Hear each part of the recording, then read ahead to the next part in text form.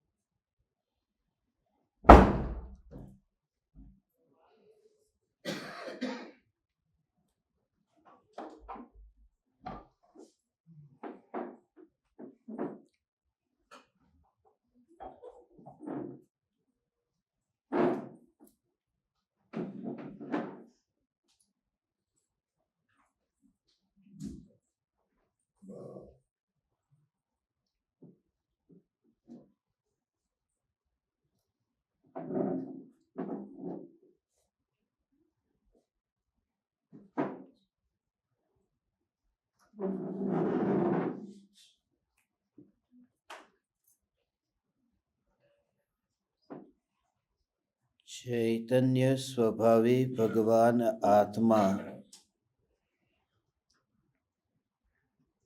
अनादि अनंत शुद्ध चैतन्य मात्र है। ज्ञान मात्र है।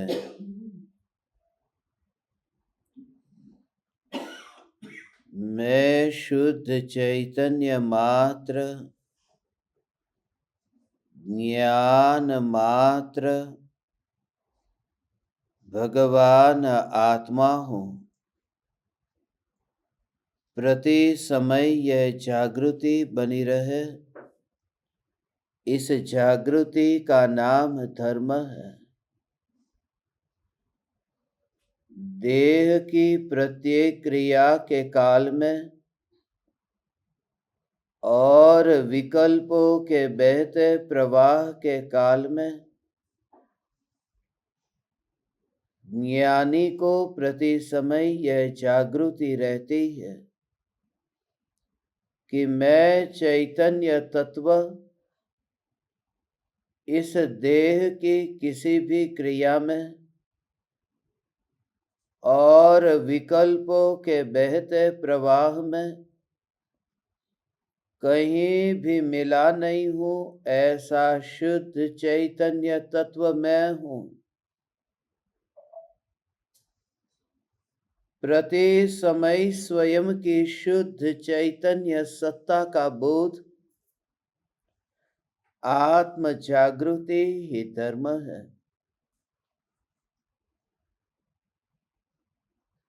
चैतन्य तत्व की स्व संवेदन प्रत्यक्ष निर्विकल्प अनुभूति होते ही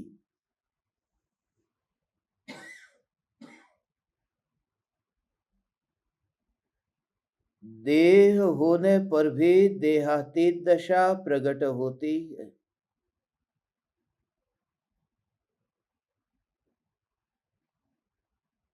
पांच इंद्रियों और मन के निमित्त से जो ज्ञान जगत के ज्ञेयों को जानने में खर्च होता था,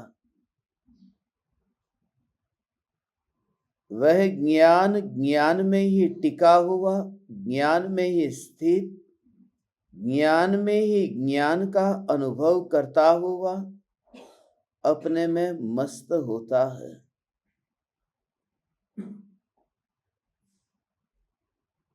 अपनी शक्ति अपने में टिकी रहती है।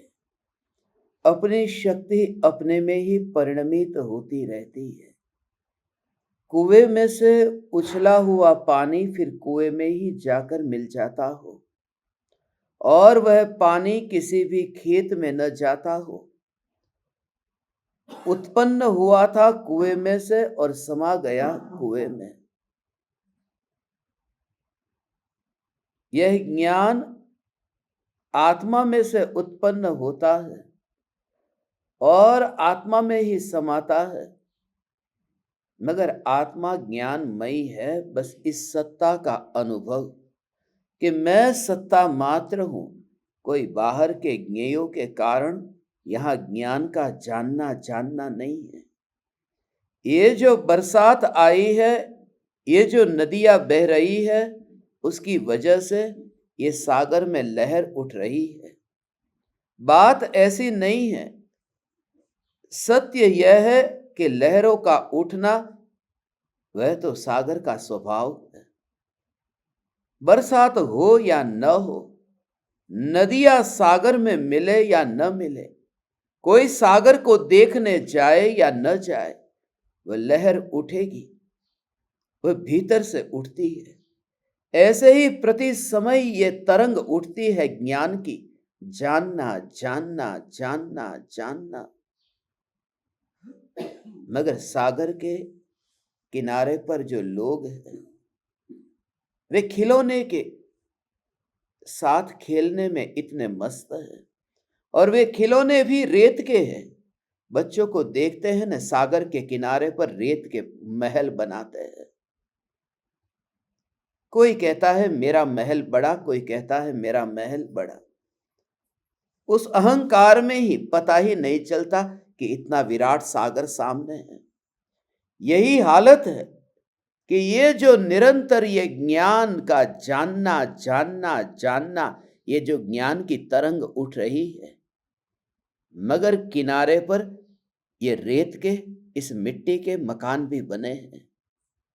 किसी मकान का आकार पुरुष का है तो किसी मकान का आकार स्त्री का है, या फिर किसी मकान का आकार मनुष्य का है तो किसी मकान का आकार पशु का है, मगर मकान में ही अटके हैं।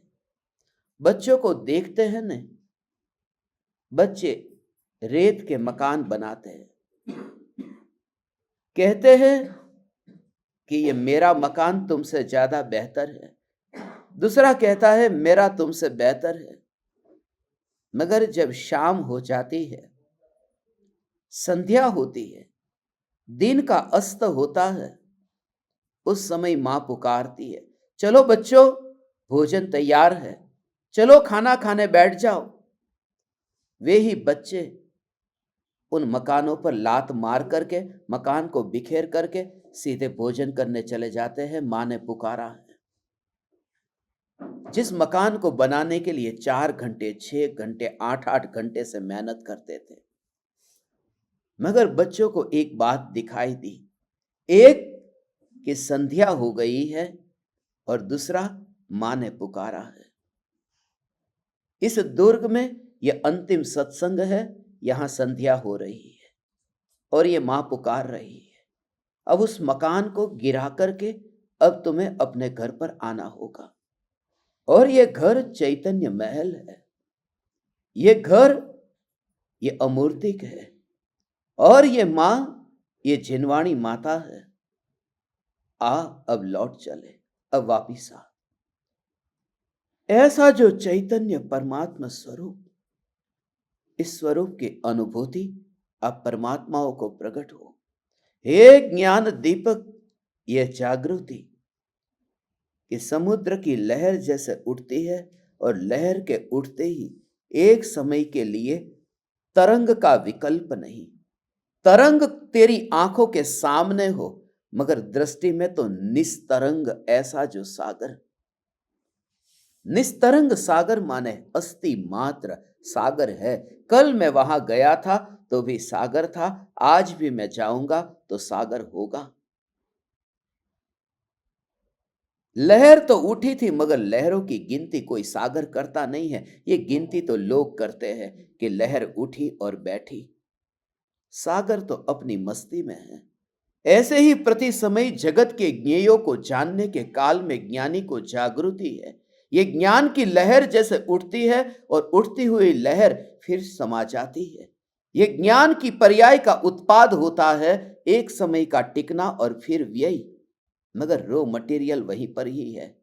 उस सत्ता को देखते हैं कि यह घड़ा नीचे गिरा और फूट गया, ठिकरे हो गए, मगर उनकी दृष्टि न घड़े पर है न ठिकरे पर। उन्होंने देखा है कि मिट्टी वहीं पड़ी है। ऐसे ही ज्ञान की सत्ता को देखने का अभ्यास आज हम करेंगे।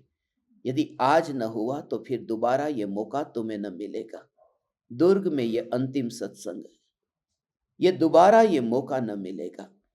ध्यान से, एकाग्रता से, जिस भाव से मैं आप परमात्माओं को उस विराट सागर के दर्शन करने को कहता हूं, तुम आओ, इस सागर को देखो, इस सागर की अनुभूति तुम करो, और तुम उस स्थिति में पहुंचोगे जहां पर तुम्हें तरंग दिखाई न दे। किसे नहीं दिखाई देती जो सागर की गहराई में जाकर के शांत सागर का अनुभव करता है। उसे याद भी नहीं आती कि कोई एक किनारा है, उसे ये याद भी नहीं आती कि किनारे पर कोई रेत है, उसे ये याद भी नहीं आता कि वहां तरंग है और तरंग के ऊपर जहाज है और जहाज में मुसाफिर यात्रा कर रहे हैं। जब अंतर में ज्ञाय ज्ञाय ज्ञायक में डुबकी लगती है तो विकल्पों की तरंग का पता नहीं, देह रूपी जहाज का पता नहीं, और इस जहाज में यात्रा करते हुए ये परिवारजन जिनका रिश्ता है, किसी का पता नहीं। और जब जहाज का पता नहीं तो वह रेत तो बहुत दूर हो गई।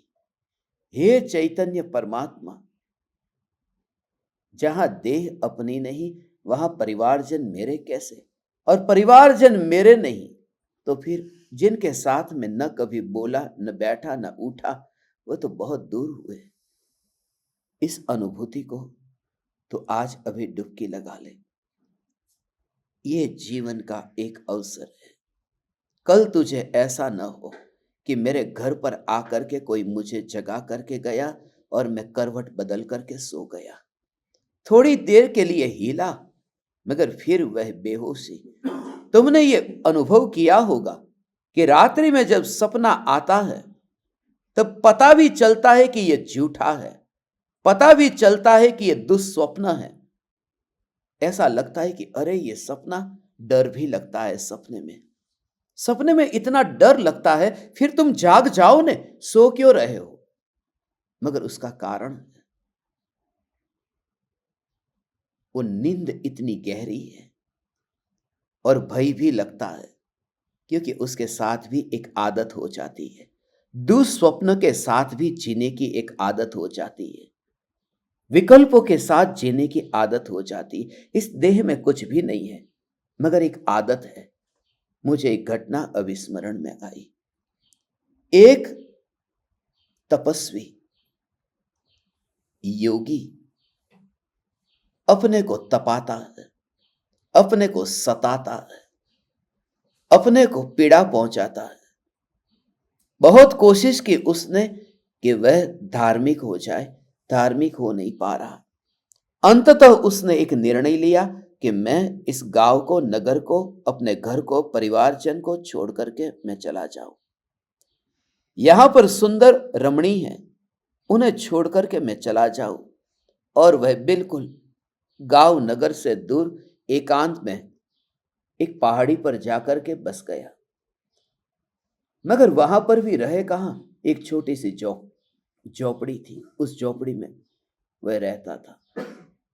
पहले बहुत धनवान था, धन बहुत था, खुद का काम खुद ने किया नहीं था, और उसे वहां किसी काम वाली की जरूरत पड़ी, कोई उसके बर्तन साफ कर दे। वहां पर एक महिला आती थी, झाड़ू लगाती थी, बर्तन साफ करती थी, बिल्कुल काली कलूटी थी, कुरूप चेहरा था, बड़े बड़े दांत बाहर निकल रहे थे जैसे कोई राक्षस हो। मगर वह वहां जाता, 8 दिन पूरा होता उससे पहले ही वह वापिस आ जाता अपने गांव, अपने नगर। उसके मित्र उसे पूछते कि क्यों तू वापिस आ जाता है, तू तो कहता है कि मैं हमेशा के लिए साधना के लिए जाता हूं, तकलीफ क्या होती है तुझे? उसने कहा तकलीफ यह है कि जब मैं वहां पर 8 दिन, 10 दिन, थोड़े दिन रुकता हूं और वहां कोई नहीं होता, वह काली कलूटी, वह औरत, वो वहां सामने होती है। वो झाड़ू लगाती है, मगर जब मैं उसको देखता हूं तब उसमें मुझे विकार होता है। उसको देख करके मुझे अच्छा लगता है। मित्र पूछते थे कि उसमें तो ऐसा कोई सौंदर्य नहीं, अच्छा क्या लगता है? उसने कहा, मैं अच्छा ढूंढ लेता हूं। जब कोई ना हो तब लंबे काल तक यदि एक ही कचरे के साथ भी यदि कोई रहने लगे तो कचरा भी अच्छा लगने लगता है, उसमें भी मोह होने लगता है। और इसका प्रमाण हम सब है। अंततः यह है तो कचरा ही ना। ये मांस है, खून है, हड्डी है, मगर लंबे काल की आदत की वजह से ये कचरा भी अभी प्रीतिकर लगता है, हीरे की तरह लगता है। जैसे कोई हीरे को संवारता हो, संभालता हो, ऐसे ही इस देह को हमने संभाला है, इस देह का ध्यान रखा है, इस देह को नहलाया है, इस देह को धोया है, इस देह को निर्मल रखने का प्रयास किया। क्यों? क्योंकि लंबे काल तक साथ में रह करके कचरा भी अच्छा लगने लगता है। आज मुनिवर राम से इस कचरे से मुक्त होने की कला बताएंगे। एक कदम आगे बढ़ो। ये कहते हैं कि एक पुकार, एक अनजान पुकार, कोई अनजान आकर के कुछ पुकार करके चला गया और कुछ भी नहीं था। हवा का झोंका जैसे आया और आकर कान में कुछ कह गया।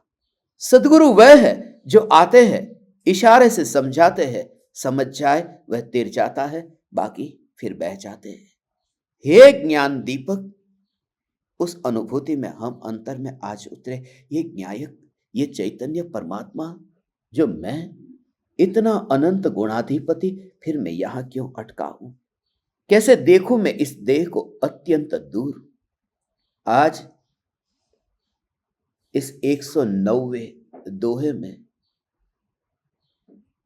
उस प्रक्रिया को बताया है कि कहां से यात्रा तुम करोगे। कितना भी तुम प्रयास करते हो देह से मोह तोड़ने का, मगर मोह छूटता ही नहीं है। बोलते हो मैं चैतन्य, मैं चैतन्य, मैं चैतन्य, मगर चैतन्य चैतन्य चैतन्य, ये तो बोलते बोलते तालू सूख गया। ये सोचते सोचते ये सिर में दर्द होने लगा। ये पढ़ते पढ़ते अब आंखें बाहर निकल आई, मगर भीतर में वह जो भाव, वह मोह का भाव ऐसा ही रहा। स्वाभाविक है, सत्य बोला हो तो भी यदि मिथ्यात्व के नशे में बोला हो तो झूठा है। जैसे शराबी व्यक्ति यदि सत्य बोले, भले ही उनके वचन में सत्य हो, मगर फिर भी शराब का नशा जो है वह खतरनाक है। हमने सबने बोला है प्रणाम चैतन्य चैतन्य चैतन्य, ये बोला तो है, मगर बोलते समय भी वो भीतर में वो मिथ्यात्व का, शराब का नशा अभी है।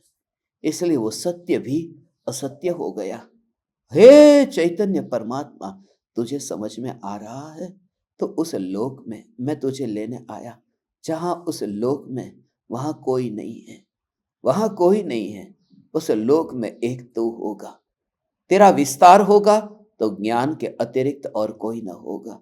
वहां कोई कोलाहल ना होगा, वहां कोई विपत्ति नहीं, वहां कोई संपत्ति नहीं, वहां न योग है न वियोग है, वहां तो उपयोग स्वभावी चैतन्य मात्र भगवान आत्मा है। तो आ अब उपदेश ऊपर आने के लिए दिया जाता है। तू कुएं के अंदर है, रस्सी अंदर डाली है, तूने रस्सी को पकड़ लिया है, अब तू ऊपर आ भी रहा है, मगर बीच में ही तुझे लगा कि अब नहीं आ पाऊंगा। मैं तुझे कैसे कहूं कि जा जाकर के उस कुएं में गिर। तुझे इतना ही कहता हूं, कर और कोशिश, कर और पुरुषार्थ, तो निकल जाएगा। उपदेश ऊपर आने के लिए दिया जाता है। और अनंत ज्ञानियों ने अत्यंत अनहद करुणा से हमें पुकारा है, आ तो अपने में आ। खींचने के निमित्त तुझे बहुत मिलेंगे, संसार के कीचड़ में तुझे रोकने वाले बहुत मिलेंगे, मगर जिसने भीतर में एक अंतर में एक प्यास जगी, तो फिर चैतन्य का दर्शन हुए बिना नहीं रहता। चैतन्य तो है, मगर होने से क्या होता है? कुएं के अंदर पानी है, मगर वो पानी के कारण पानी थोड़ी दिखता है। प्यास हो तो पानी दिखता है। ये सत्ता तो अनादि से है, आज तक कभी प्यास नहीं लगी। ये प्यास अब जगे, प्यास लगे। इसलिए असद्गुरु है, वह सांत्वना देता है। तुमको गुरु की संगति में बहुत गए, मुनि के योग में बैठे होते तो समझ में आता। गुरु सांत्वना देता है, हो जाएगा, तेरा भला हो जाएगा, मैं हूं ना, तेरा हित हो जाएगा। वह सांत्वना देते हैं, वह तुम्हारी पीठ पर हाथ रख के कहते चिंता मत कर, मैं हूं ना। और सदगुरु सांत्वना नहीं देते, सदगुरु तड़पाते हैं, इतना तड़पाते कि तू तड़प, तू इतना तड़प कि अब तू रह न सके और तू पानी पिए बिना तुझे चैन न पड़े। ये वाणी सुन सुन करके वो तुझे तड़पाते हैं। कैसा होगा ये चैतन्य परमात्मा, ये सदगुरु?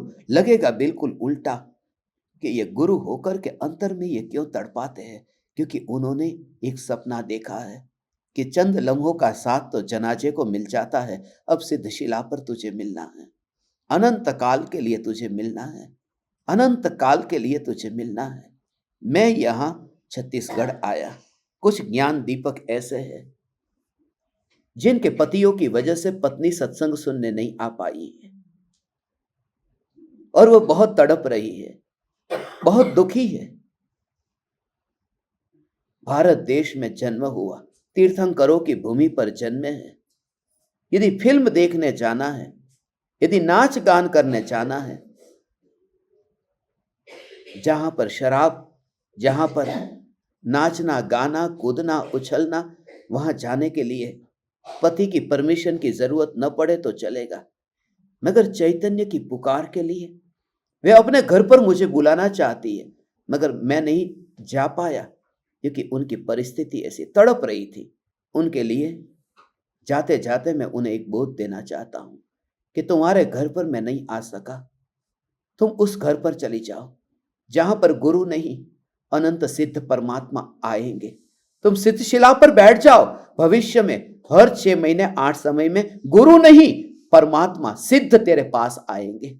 तो उस आसन पर बैठ, तो उस सिद्धशिला पर बैठ, हम भी बैठेंगे, सिर्फ तू नहीं मैं भी बैठूंगा, हम सब बैठेंगे जहां पर गुरु ही नहीं परमात्मा आगमन करते हैं। और गुरु तो आए तो 2 दिन के मेहमान, उनका क्या ठिकाना, मगर वे अनंत काल के लिए तेरे पास आएंगे, सिद्धशिला पर आएंगे। दिन रात यही विचार चलता था। आज जाते जाते इस गांव से, इस नगर से मेरे हृदय की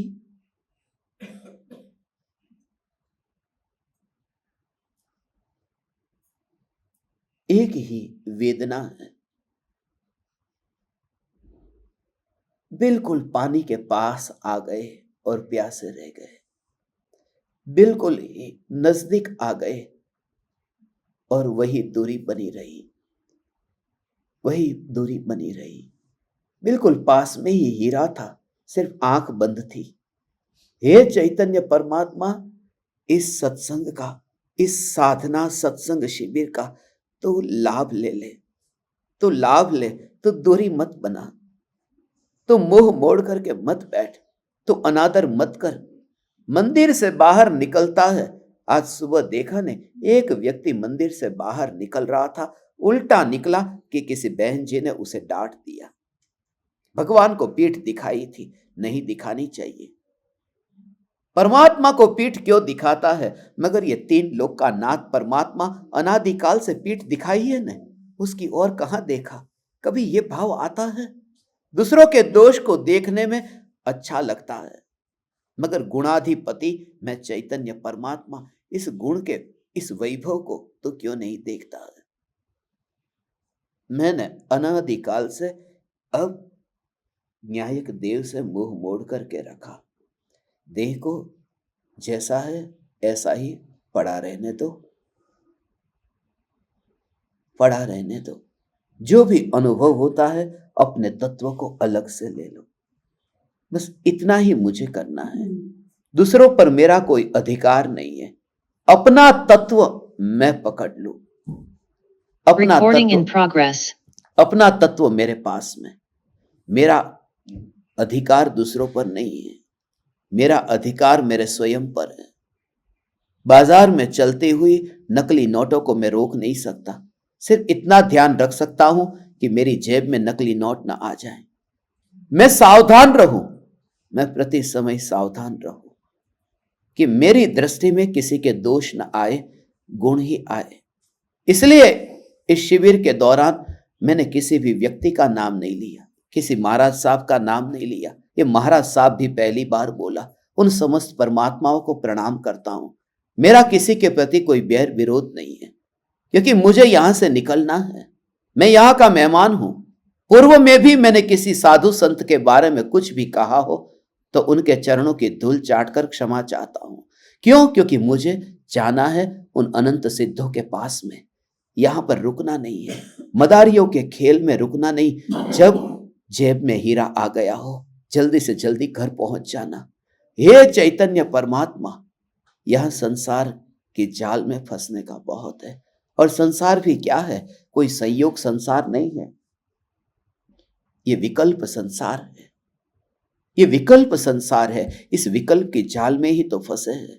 ये विकल्प संसार है, कोई संयोग संसार नहीं है। यदि पुत्र पत्नी परिवार ये संसार होता तो मृत्यु होते ही पुत्र पत्नी परिवार चले गए तो सीधा मुझे मोक्ष में जाना चाहिए, संसार तो छूट गया।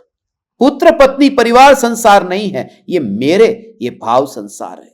ये विकल्प संसार है। इसलिए तो उसे जाल कहा। जाल क्यों कहा तुम्हें पता है? उसका कारण यह है कि मैं अभी यहां भारत में हूं और मुझे विकल्प आया अमेरिका का, फिर मुझे विकल्प आया ऑस्ट्रेलिया का, फिर विकल्प आया अफ्रीका का, फिर विकल्प आया जापान का। ये दुनिया भर के विकल्प चलते रहते। पहले समय में इसका, दूसरे में इसका, तीसरे में इसका, चौथे में इसका। एक ऐसे ऐसे ऐसे ऐसे करते करते एक जाल तैयार हो जाता है। उस जाल में खुद फंसता है। पहले पत्नी का, फिर पुत्र का, यही विकल्प, उससे एक जाल तैयार होती है। जैसे मछुआरा मछली को पकड़ने के लिए जाल तैयार करता है, मगर वह जाल तो मछुआरे ने तैयार की थी मछली के लिए। यहां तो मछली खुद अपने लिए जाल तैयार करती है। उससे मुक्त होने के लिए आज इस दोहे को पढ़ते हैं और उस परम पद की प्राप्ति की विधि समझते हैं। 109वां दोहा।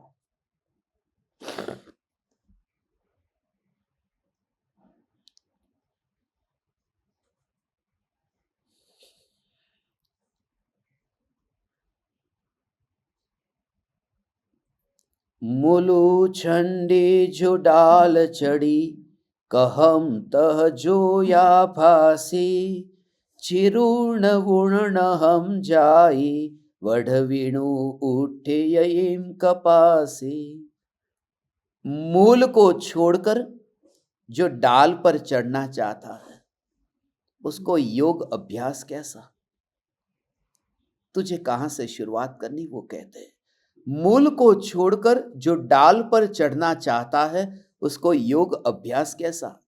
हे वत्स, जैसे बिना ओटे हुए कपास में से वस्त्र नहीं बुना जाता, उसी प्रकार मूल गुण के बिना उत्तर गुण नहीं होते। मगर मूल गुण क्या है? ये मूल गुण तो एक गुण है, उसी का नाम ज्ञान गुण है। ये ज्ञान गुण को मूल गुण कहा है और अनंत गुण ये सब उत्तर गुण है।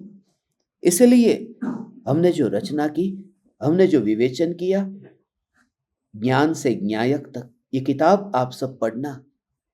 नहीं पढ़ी तो एक बार आप इस किताब को पढ़ना, उसके भावों को समझना। ज्ञान से ज्ञायक तक, बस ज्ञान पकड़ में तो आए, फिर ज्ञायक पकड़ में आ गया। पिताजी की उंगली पकड़ में आ गई कि पिता पकड़ में आ गया। ऐसे ही ज्ञान, ये ज्ञान, क्योंकि एक ही गुण ऐसा है जो दोनों के लिए काम करता है, जो दोनों के लिए ये ज्ञान है। आत्मा है यह भी बताने वाला वह ज्ञान है, और जो आत्मा नहीं है उसे बताने वाला भी ज्ञान है। ज्ञान स्व को जानता है, पर को जानता है, ये ज्ञान, ये ज्ञान।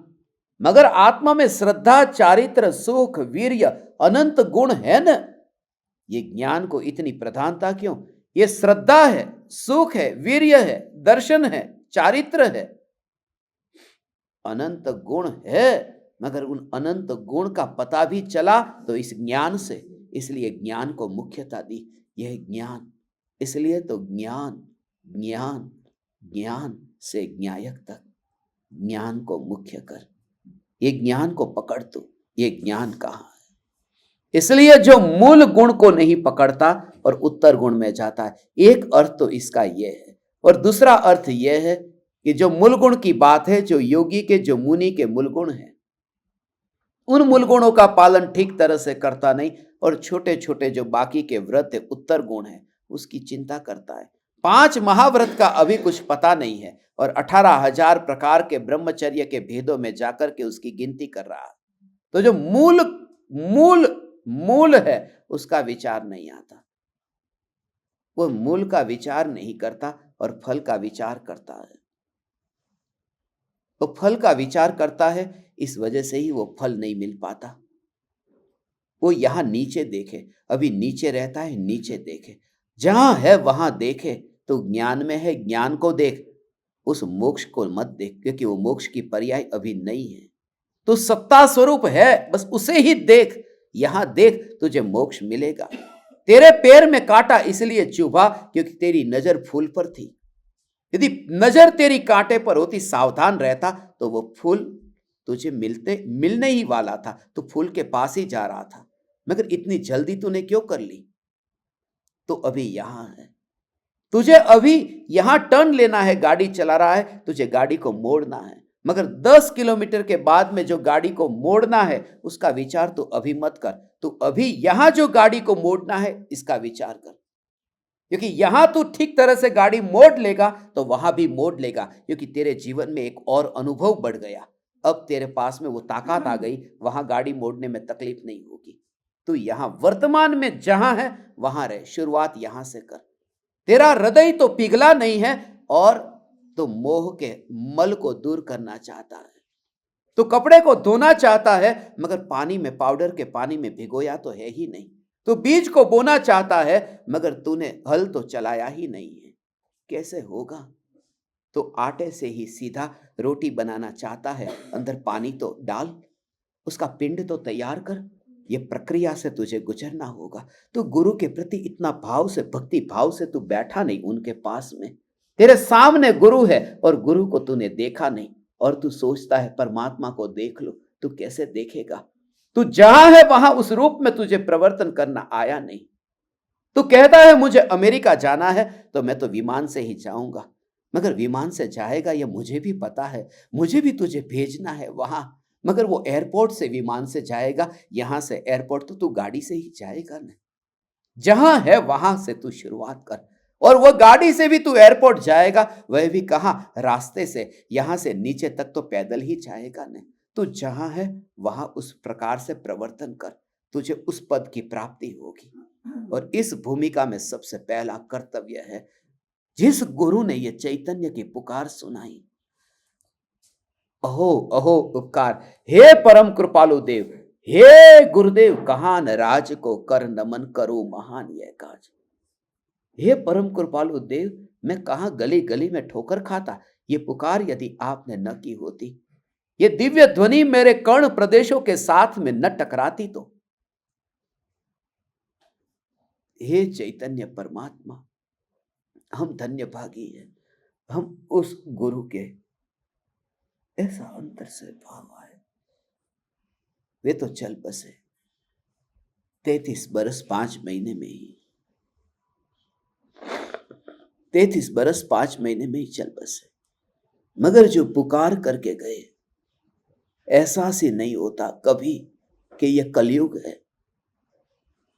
जिस भूमिका में है उस भूमिका के अनुसार रहे, जहां तू है उस प्रकार से तू प्रवर्तन कर,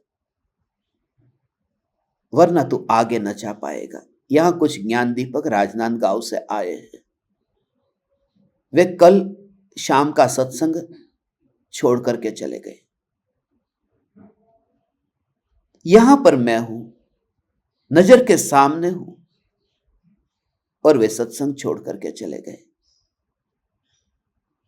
उतनी तो समझ उनमें होनी चाहिए। जब मैं अमेरिका में, कनाडा में, मैं परदेश में होता हूं, तब वे यहां आकर के कंप्यूटर पर सुनते, मगर नजर के सामने आया तो भी वे चले गए, सुना नहीं। और मैं अत्यंत आनंदित हुआ जब उन्होंने कहा कि हमारे पति को भोजन देना था। आज यदि भोजन उनको हमने दे दिया तो एक सत्संग तो आज छूटेगा, मगर कल 2 सत्संग सुनने को मिलेंगे। और आज सुबह का सत्संग उन्होंने सुना, अभी का सुना। यदि कल वहां जाकर के एक सत्संग सुनकर के कोलाहल होता, विवाद होता, घर में संघर्ष होता, तो धर्म तो एक और रहता, शुभ भाव भी न होते। इसलिए मैं आप परमात्माओं से कहता हूं, ऐसा वर्तन जहां तुम हो उस भूमिका अनुसार वर्तन करो। पति के पास बैठना पड़ता है, बैठो। पति का अधिकार तुम्हारे शरीर पर है। पति चाहता है तुम्हारे हाथ से उसे रोटी मिले, मगर ज्ञान उसे मत देना। ज्ञान अंतर में मोड़ना, वहां पति का अधिकार नहीं है, वहां परमेश्वर है। बस उसी में उसे कहते हैं घर में रह करके वो वैरागी है, भरत की भांति। घर में रह करके वैरागी है, वह भरत की भांति इसलिए ज्ञानी दिखाई देता है। उसकी आत्मा तो वहां से निकल गई है, वह वहां नहीं रहता, वह वहां नहीं रहता। वह तुम्हारी प्रत्येक परिस्थिति को समझता है, क्योंकि तुम जहां हो वहां से गुजर करके ही वो यहां पहुंचा है। उस अनुभव को लेकर के ही वो आगे बढ़ा है। बस अधिक मुझे कुछ कहना नहीं है। मुनिवर राम सिंह, हे मुनिवर राम सिंह,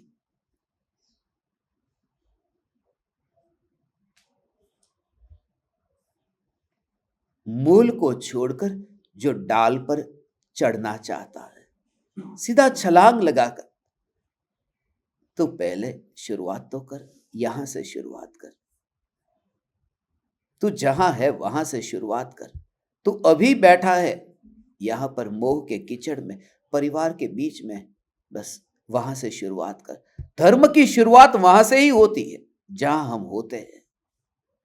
कोई भी यात्रा वहां से ही तो शुरू होगी जहां हम होते हैं। हम परिवार के साथ हैं, हम दुकान पर बैठते हैं, तो यात्रा वहीं से ही शुरू कर, यहीं से ही शुरू कर। तेरे जीवन में मन तो बहुत खेल खेलना चाहता है, मगर कोशिश कर, वो मन हमेशा चाहेगा कि वो टिक करके रहे, मगर तू अब लौट, वापिस लौट। तो धन ज्यादा कमा करके दान देने की चेष्टा मत करना। दुकान पर बैठना पड़ता है, बैठ, मगर अब ज्यादा दान देने के चक्कर में मत पड़। मेरे पास लोग आते हैं, कहते हैं हमें दान देना है। मैं उनसे कहता हूं कितना देना है? जितना देना है उतना बैंक में जमा कर, महीने का जो ब्याज आएगा उससे तेरी जिंदगी चला और आज रिटायर्ड हो जा। तेरा दान मुझे नहीं चाहिए। तू तेरी आत्म साधना जीवन पर कर, क्योंकि तू आज दान देकर के फिर कल पाप करने जाएगा, फिर तू नई कमाई करने जाएगा। और तेरे पास इतना है, अब तू उससे छूट। तेरे द्वार पर तीर्थंकर आ गया और तू फिर न पलटा तो कब पलटेगा? अब से तेरे जीवन में आध्यात्मिक क्रांति हो, परिवर्तन हो। आज का दिन तुम्हारे जीवन में एक याद का 117 का दिन आज का है, और पूरी पृथ्वी पर भ्रमण करते हुए 117 मुझे स्मरण में आता था।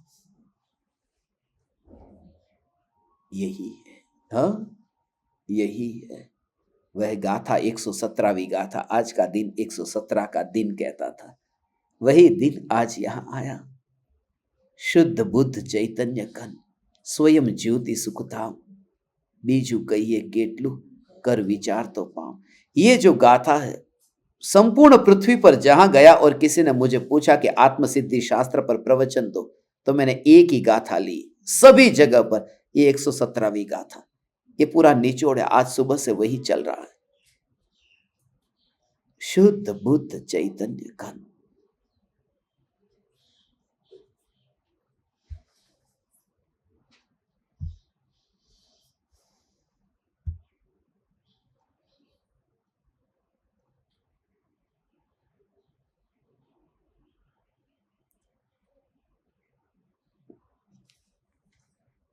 शुद्ध बुद्ध चैतन्य घन, स्वयं ज्योति सुखधाम। जो जीव मूल गुणों का विचार नहीं करता और उत्तर गुणों में परिवर्तन लाता है, उत्तर गुणों का पालन करना चाहता है, वह जीव मार्ग से हट जाता है, भटक जाता है। जहां है वहां से हम यात्रा करें। मूल क्या है? मूल को हम पहचाने। मूल यह है श्रद्धा, जो मूल है। श्रद्धा मूल है, जो दिखाई नहीं देती। जो पेड़ बाहर दिखाई देते हैं, कहा ना डाली पर चढ़ना चाहता है, मूल पर तो तू जाता ही नहीं है, सीधी छलांग लगाना चाहता है, बंदर की भांति, बंदर की तरह ऐसे ही तू छलांग लगाना चाहता है, नहीं हो पाएगा। क्रम से जाना होगा। यहां क्रम है, यहां 14 गुणस्थानों का क्रम है। ये केवली ने कहा है, उस क्रम को समझना होगा।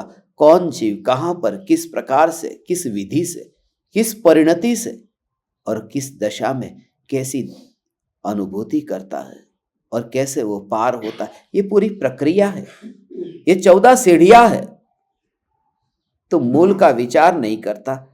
जितने भी वृक्ष बाहर में दिखाई देते हैं, वह दिखाई देने वाले वृक्ष की डालियां जितनी फैली होती है, उससे ज्यादा गहराई में उसकी जड़ें फैली होती है। नीचे जमीन में खास बात यह है कि वो जड़ें दिखाई नहीं देती, वो पेड़ दिखाई देता है। यही तो कारण है कि ज्ञानी की श्रद्धा अंदर हुई है, वह दिखाई नहीं देती। उनका चारित्र दिखाई देता है, श्रद्धा दिखाई नहीं देती। और इस वजह से ही श्रद्धा पूज्य न कही और चारित्र पूज्य कहा। क्योंकि जिसकी श्रद्धा इतनी निर्मल हो गई है, मगर बाहर में कोई पुरुषार्थ की कमजोरी है, दुकान पर बैठे हैं, तो लोग ज्ञानी की पूजा करने लगेंगे। माल बेच रहे और लोग पूजा करेंगे जलम निर्वपामिति स्वाहा। तो फिर यह परंपरा चलेगी कि दुकान पर बैठना तो अच्छा काम है, क्योंकि जिनकी पूजा हो सकती है, दुनिया ये नहीं देखेगी कि उनकी श्रद्धा में क्या है। इसलिए चारित्र पूज्य कहा, श्रद्धा पूज्य न कही। इसीलिए तो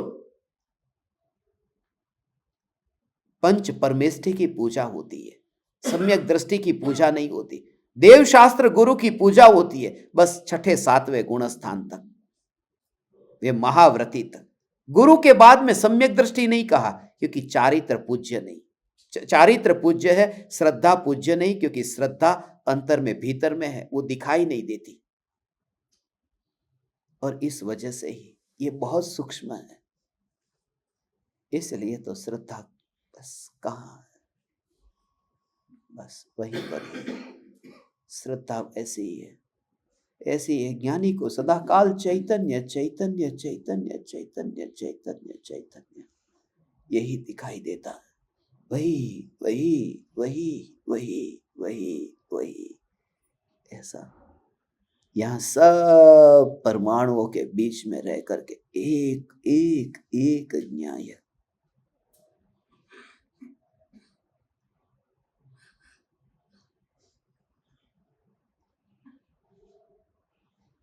वो दिखाई नहीं देती। परम कृपालु देव भी महावीर भगवान को नमस्कार करते हैं। परम कृपालु देव भी महावीर भगवान की भक्ति करते हैं, ज्ञानी का आश्रय लेते हैं, मगर अंतर में जागृति है।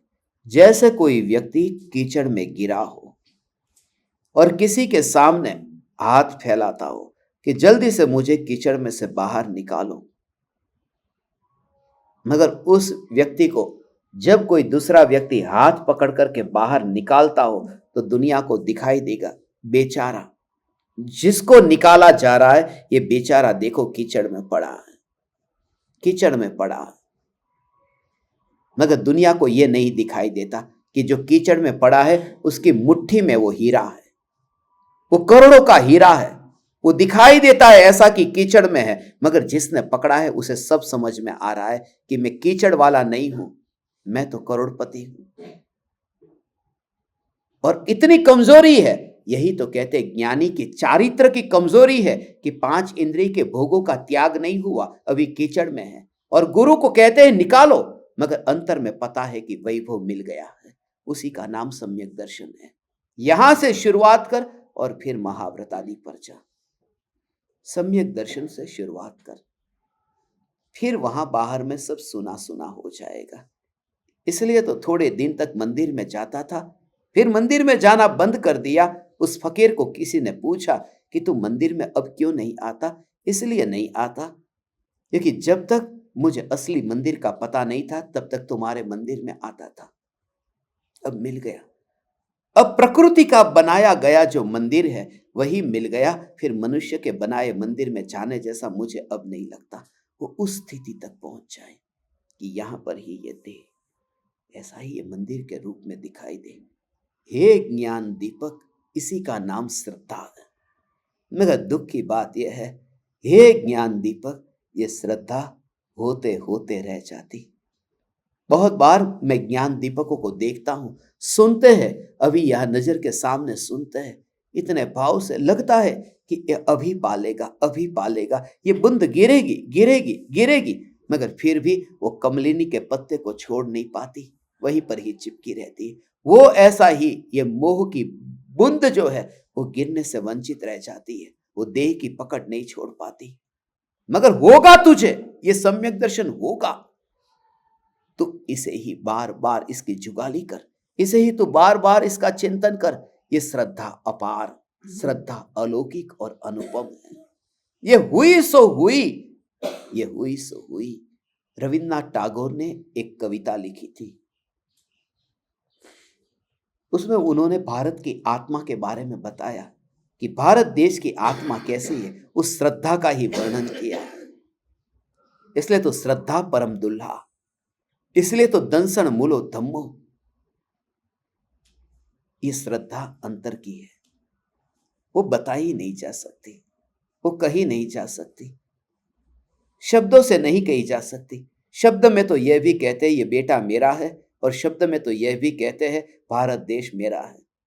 मगर देश में जो हो सो हो, बेटे को कुछ नहीं होना चाहिए। शब्द है ना दोनों के लिए, हमारे पास में शब्द मर्यादित थे, इसलिए देश को भी मेरा कहा, गांव को भी मेरा कहा, नगर को भी मेरा कहा। मेरा कहते हैं, मगर मेरा में वो जो भाव है वो अलग है। अमेरिका ये कहे कि हम भारत को एक फैक्ट्री खोलने के लिए, 5 फैक्ट्री खोलने के लिए सहाय करेंगे।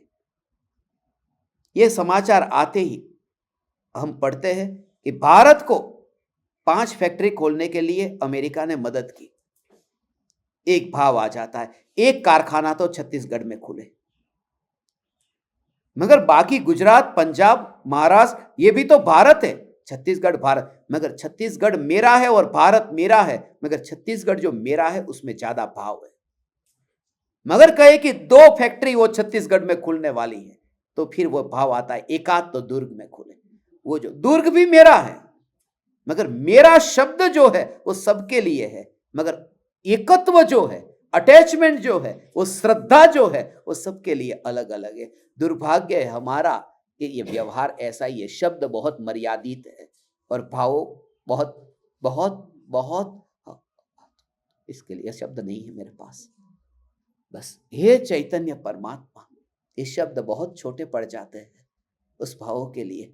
रविन्द्रनाथ कहते हैं कि भारत की आत्मा ऐसी है कि एक मां को 7 बेटे हैं, और 7 बेटे में पहले बेटे को शीतला की बीमारी हुई। एक शीतला की बीमारी होती है, चिकन पॉक्स, शीतला की बीमारी हुई और बीमार चेहरा इतना कुरूप है। वह मां अपने बेटे को लेकर के गई शीतला देवी के पास में, और वहां पर जाकर के बहुत पूजा वगैरह जो विधि करानी थी कराई, मगर बेटा ठीक ना हुआ और मर गया।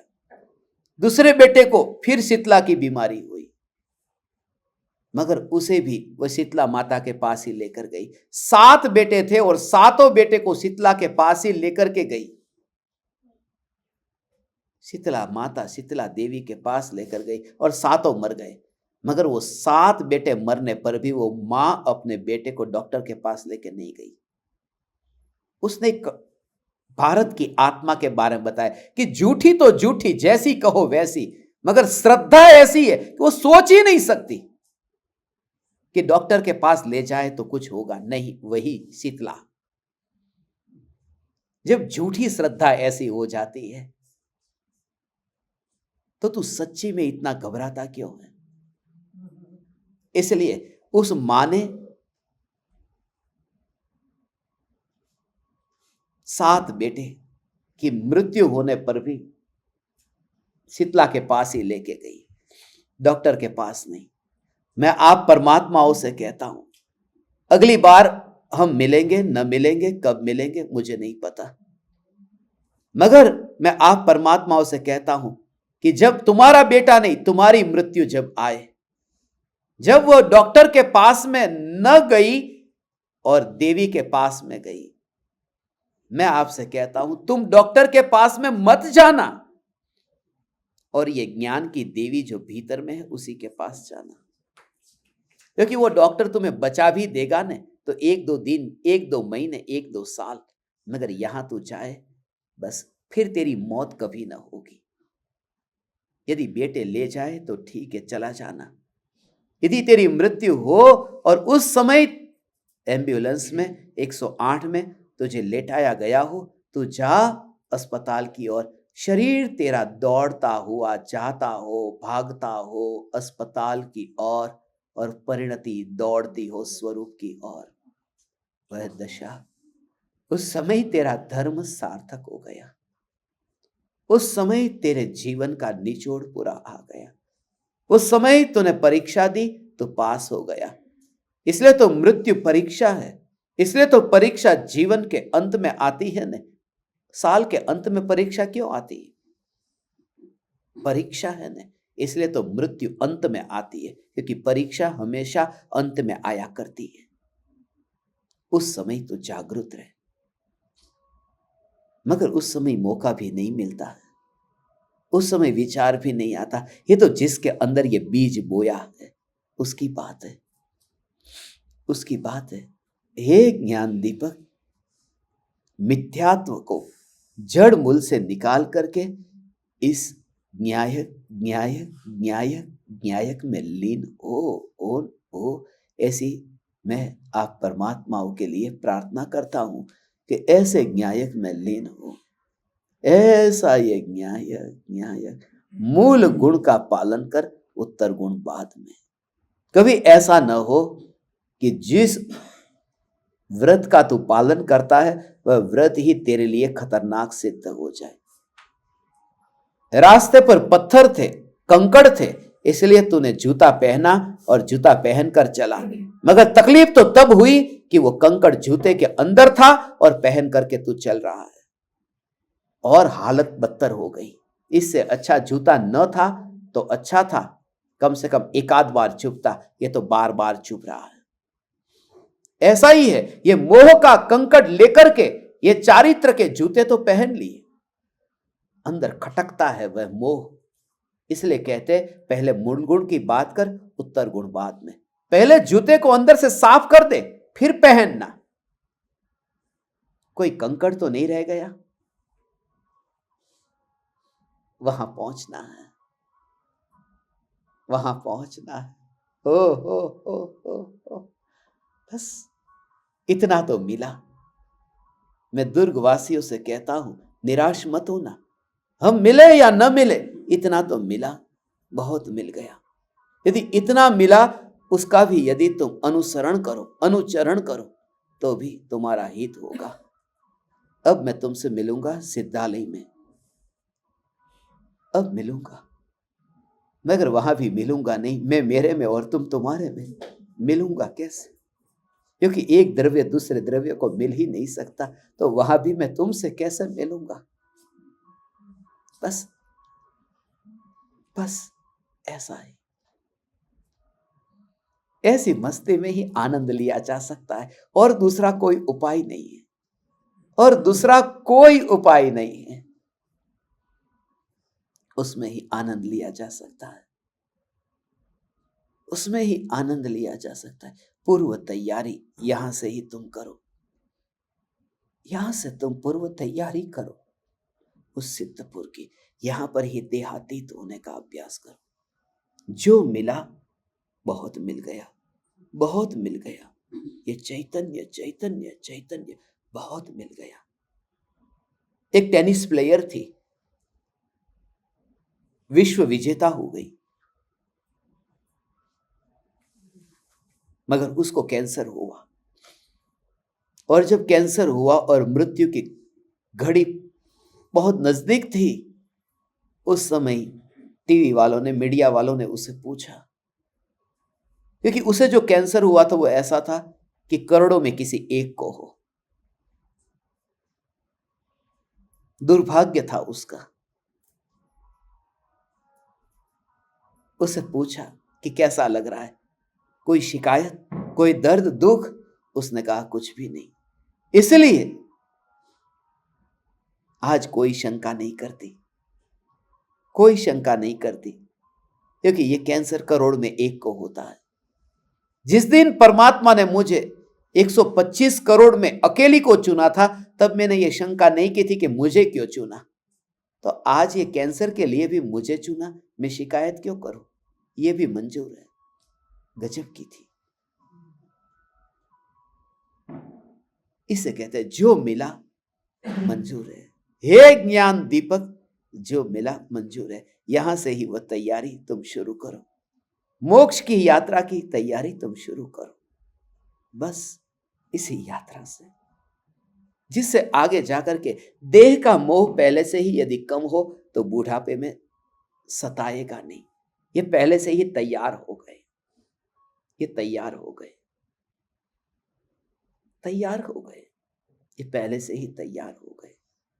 ऐसा ही है पूर्व तैयारी। मुनि होने से पहले ही घर में रह करके ही वैरागी हो गया, वहां तड़पेगा नहीं, पहले से ही तैयार। क्योंकि वहां जाने से पहले ही यहां से ही थोड़ी तैयारी कर ली, फिर वहां सताना कोई न सता पाएगा, फिर वहां मस्ती होगी। वरना तड़प बहुत होती है, वहां बहुत बहुत बहुत तड़प होती है। इसलिए आज तुम मुझे पूछते हो कि मैं खाना क्यों नहीं खा रहा हूं ठीक तरह से। इसलिए क्योंकि कल से मुझे भूखा ही रहना है, कल से मैं अकेला होऊंगा, कल से तुम में से कोई मेरे साथ ना होगे। तो कल ज्यादा न तड़पना पड़े, अभी से ही तैयारी शुरू कर दी है। वैसे भी कल से तो अकेला ही भूखा ही रहना है। गजपंथा में रहूं, स्मशान में रहूं, पहाड़ पर रहूं, तो उसका अभ्यास आज से ही शुरू कर दिया। सुबह 4 वस्तु खाई तो अभी 2 खाई, मेरा 42 हो गया, अब जीवन समाप्त हो गया। अब चलो आगे, पहले से ही तैयारी करना। मेरे भीतर में रात्रि में क्या चला है मैं तुम्हें बताने बैठूं तो दूसरा सत्संग हो जाए, मगर कोई न समझ पाएगा उस वेदना को कि हे ज्ञान दीपक, ये तुम्हारा प्रेम मुझे कल न सताए, उससे पहले ही मैंने बाढ़ लगा दी है। ये अभी से ही ये तैयारी करता हूं। आज तक मैं अपने घर से एक बार भी खाना लेकर के निकला नहीं हूं, क्योंकि वहां तड़पना ना पड़े कि मां ने खाना परोसा। नहीं, पहले से ही वो तैयारी। हृदय पर पत्थर रखना पड़ता है, मगर जहर पीने से पत्थर रखना बेहतर है। वो राग का जहर पीने से हृदय पर कठोरता का पत्थर रखना बेहतर है। कल तुम जहां रहो, जिस स्थिति में रहो, आनंद में रहना।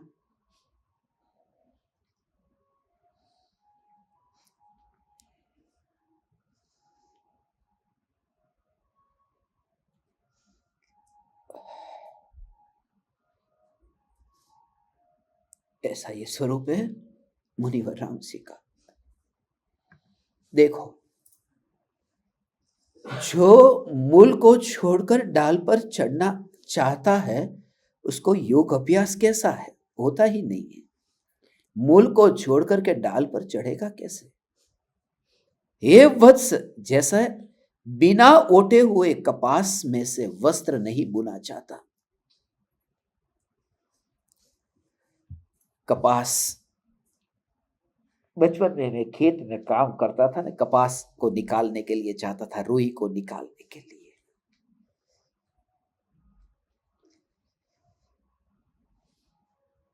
तो उससे वो रुई से फिर गद्दी बनती है, रुई से रजाई तैयार होती, तो वो रुई के लिए वस्त्र भी बनता है, उसको बुनते हैं, उसकी पूरी प्रक्रिया है। सीधा ही कपास में से वस्त्र नहीं बनेगा, उसकी प्रक्रिया से गुजरना होगा। वो विधि तो तू जान ले, गुरुदेव ये कहते थे, ऐसा ये गुरुदेव कहते थे कि सबसे पहले जो हलवा होता है, हलवे को बनाने के लिए, सीरा हलवा बनाने के लिए क्या करना,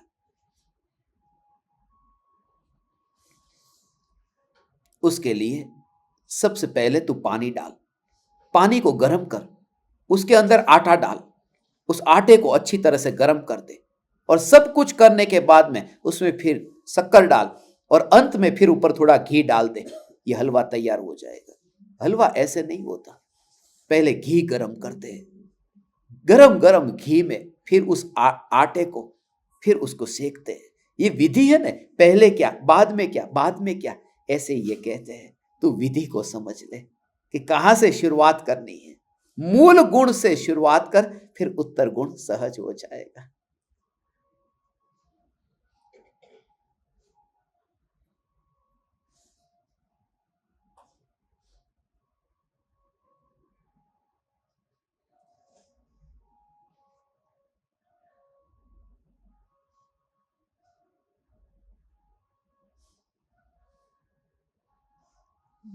कल रात्रि में जो ध्यान का प्रयोग किया था,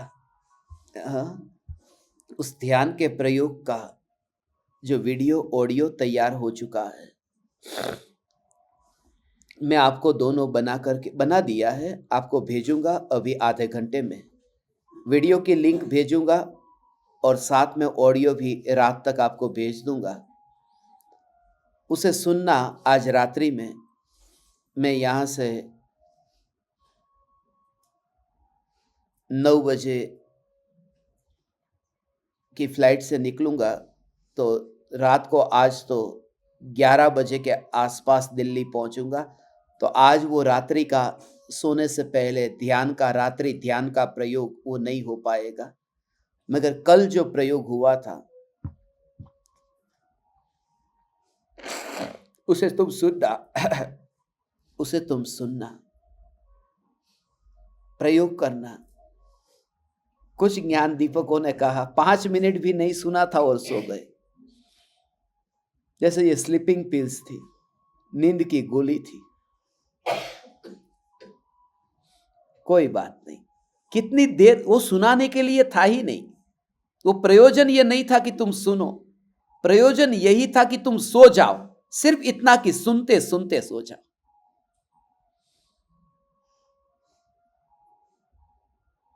और आखिरी रात थी, आज की रात न जा परदेसी। उस समय मैं तो लेटा हुआ था, कल लेटे हुए ही मेरे को भी फिर नींद आ गई है। इसलिए तो सभी का कैमरा बंद रखा था। सोते सोते हमने सब जगह सत्संग किए, जेल में किए, अस्पताल में, आईसीयू में, विमान में, जहाज में, थोड़े दिन पहले बोट में, और नॉर्थ पोल पर था, वहां खड़े खड़े -17 टेम्परेचर में बैठे बैठे, पलाठी लगा करके, कुर्सी पे बैठ करके। एक बाकी रह गया था सोते सोते, वो भी कल हो गया।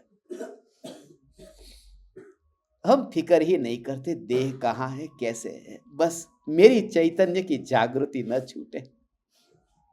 हे ज्ञान दीपक, हे चैतन्य परमात्मा, हर बार तुझे इसी भावना से कल जो कहा था वो भाव आ रहा था, बस ऐसे ही। तुम जहां पर हो तुम वहां पर मत रहना, तुम मध्य लोक में नहीं हो। तुम जिस नगर में हो उस नगर में तुम नहीं हो, उस नगर में नहीं हो। मुझे कृपालु देव स्मरण में आ रहे थे, गुरुदेव स्मरण में आ रहे थे, और थोड़ी देर में ही कि तुम जहां पर इस प्रदेश पर हो वहां तुम हो ही नहीं, बस दूर गए गुरुदेव, फिर चले गए गुरुदेव, पर का विकल्प छूट गया, दूर गए। कहां पर हूं मैं, ऐसे ही दुर्ग में हूं, मगर दूर गए गुरुदेव। दुर्ग नहीं, दूर गए गुरुदेव, दूर गए गुरुदेव। अभी समापन हो गया। ऐसा ये स्वरूप है भगवान, दूर गए तो नाचना अंतर में जहां रहे, क्षमा करना मेरी कमजोरी है, ये प्रेम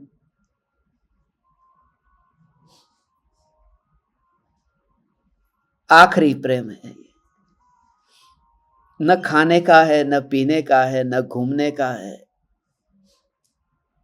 न धन संपत्ति का भी है। एक है तो ज्ञान दीपक तेरा प्रेम है। बस तेरी साधना हो और तेरा अविनाशी कल्याण हो, यही भावना पाता हूं। तो उस स्वरूप को पाए बिना देह मत छोड़ना।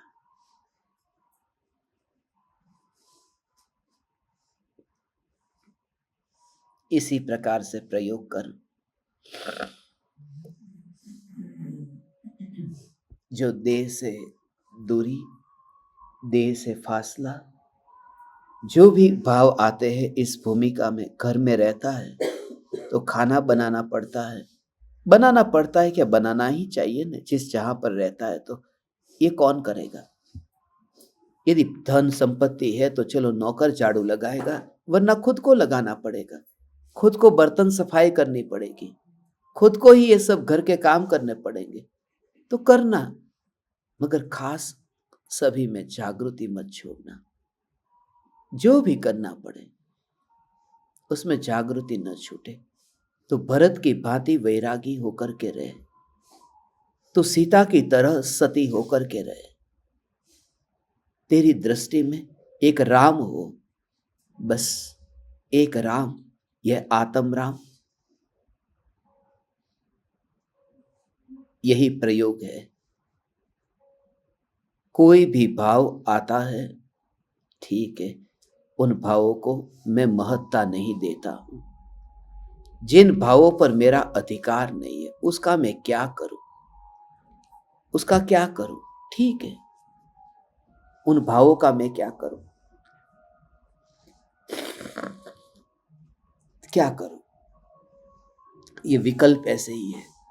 मैं चैतन्य हूं, मैं चैतन्य हूं, मैं चैतन्य हूं, मैं चैतन्य हूं, मैं चैतन्य हूं।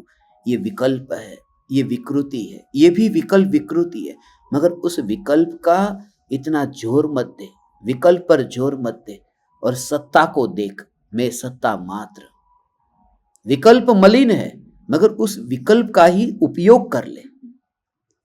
और विकल्प का उपयोग करके विकल्प से नाता तोड़।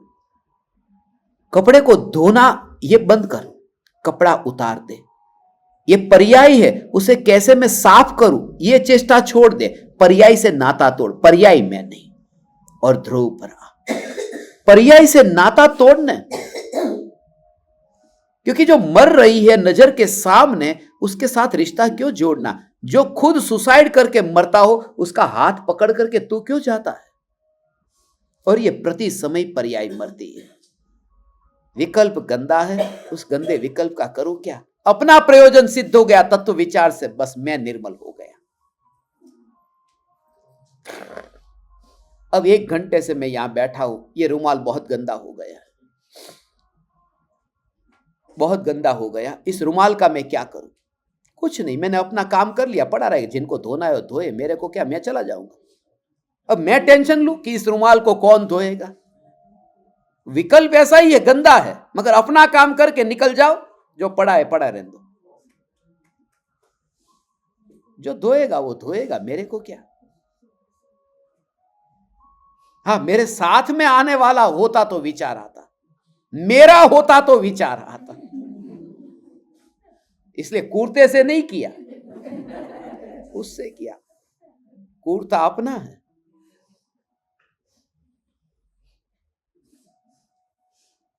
इस ज्ञान को ही अंतर में अनुभव कर, और विकल्प पड़ा है तो पड़ा रहने दे। इस भेद ज्ञान से भगवान तो उस स्वरूप को पा, ऐसी मैं परम कृपालु देव से प्रार्थना करता हूं। आप ज्ञान दीपकों को प्रणाम। चैतन्य चैतन्य चैतन्य।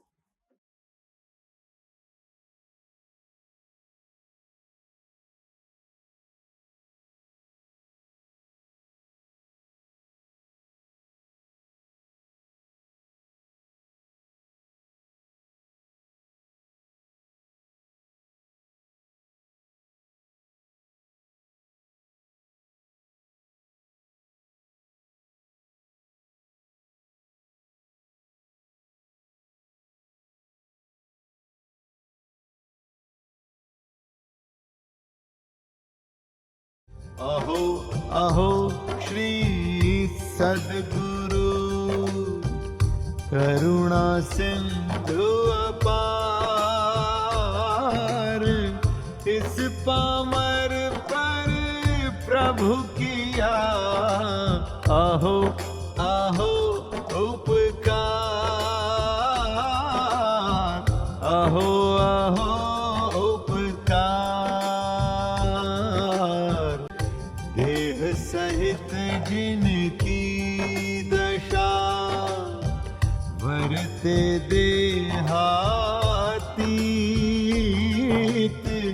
उन ज्ञानी के चरण में हो वंदन अगणित, हो वंदन अगणित।